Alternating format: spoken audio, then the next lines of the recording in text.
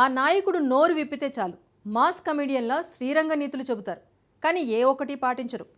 పల్లెటూరి మోతుబరిలా రోజు సైకిల్ మీద ఇంటింటికి పాలు పోసి పూలమ్మి డబ్బులు సంపాదించానంటారు.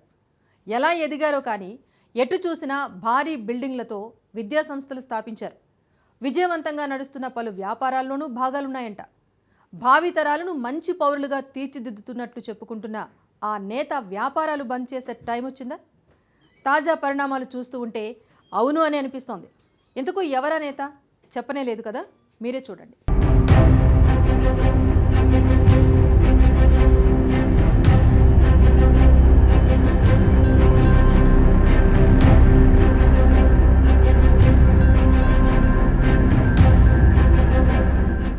ఇంతవరకు చెప్పిన ఉపోద్ఘాతమంతా మాజీ మంత్రి మల్లారెడ్డి గురించే. మంత్రిగా ఉంటూ అనేక భూ కబ్జాలు, దందాలు నడిపినట్లు ఆరోపణలు ఎదుర్కొన్నారు.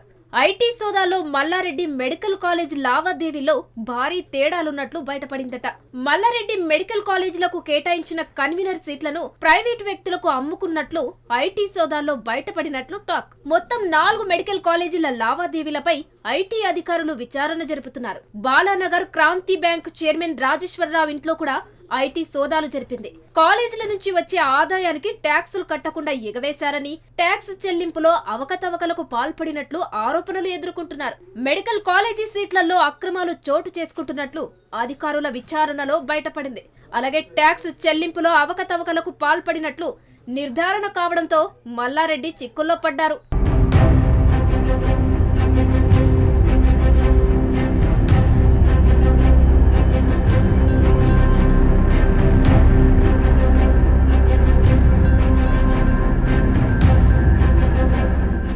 విద్యా సంస్థల అధిపతిగా చెప్పుకునే మాజీ మంత్రి మల్లారెడ్డి పక్కా కమర్షియల్, సేవాభావంతో విద్యా సంస్థలు నడుపుతున్నట్లు నీతులు చెబుతుంటారు. తన అక్రమాలు బయటపడకుండా రాజకీయ ముసుగు కప్పుకున్నారనే ఆరోపణలు ఓపెన్ సీక్రెట్. ఎన్నికల ముందు ఐటీ దాడులు చేసి భారీ మొత్తంలో సీజ్ చేసినట్లు టాక్ నడిచింది. ఎంత మొత్తం అనేది విచారణ జరుపుతున్న ఐటీ అధికారులు బయట పెట్టలేదు. కాంగ్రెస్ ప్రభుత్వం కొలువుదీరాక హైడ్రా దూకుడు పెంచింది.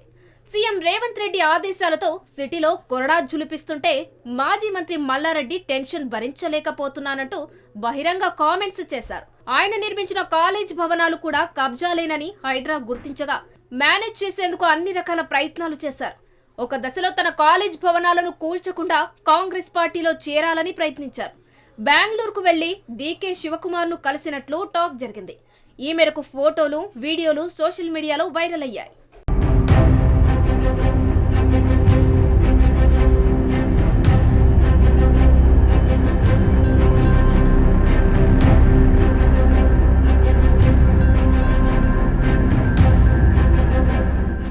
పదేళ్లు అధికారం చెలాయించిన బీఆర్ఎస్ పార్టీ ఎన్నికల్లో ఓడిపోవడంతో కాంగ్రెస్ లో చేరి తన వ్యాపారాలను కొనసాగించుకోవాలన్న మల్లారెడ్డి ప్రయత్నాలు ఫలించలేదు. బీఆర్ఎస్ లో ఉంటే తన అక్రమాలన్నీ తవ్వి తీసి వ్యాపారాలను మూసేయిస్తారన్న భయం వెంటాడుతుండటంతో కాంగ్రెస్ లో చేరాలని ట్రై చేసినా కుదరలేదు. దీంతో టీడీపీలో చేరాలన్న ఆలోచన, మంతనాలు కూడా చేశారు. ఏపీలో చంద్రబాబు బిజీగా ఉండడంతో తెలంగాణపై ఇంకా ఫోకస్ చేయడం లేదు. టీడీపీలో చేరితే బీజేపీ అండతో తనపై ఐటీ, ఈడీ దాడులు జరగకుండా కాపాడుకోవచ్చని మల్లారెడ్డి భావిస్తున్నట్లు ప్రచారము జరిగింది. అవి కూడా కొలిక్కి రాలేదు.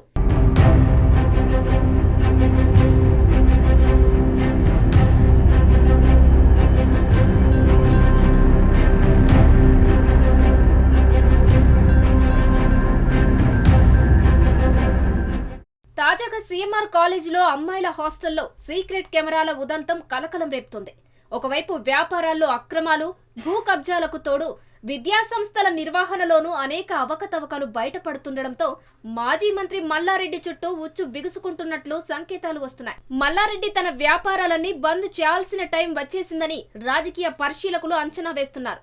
రాజకీయాలు చేస్తావా, వ్యాపారాలు చేస్తావా, ఏదో ఒకటి తేల్చుకోమని సీరియస్ గా వార్నింగ్ ఇస్తున్నారు. రాజకీయాలను అండగా చేసుకుని వ్యాపారాలు నిర్వహిస్తూ విద్యార్థులను నట్టేట ముంచేలాగా వ్యవహరిస్తే పాపం బద్దలై తగిన మూల్యం చెల్లించుకునే పరిస్థితి వస్తుందంటూ మల్లారెడ్డి బాధితుల శాపనార్థాలు ఫలించే రోజులు దగ్గర పడినట్లు టాక్ వినిపిస్తోంది.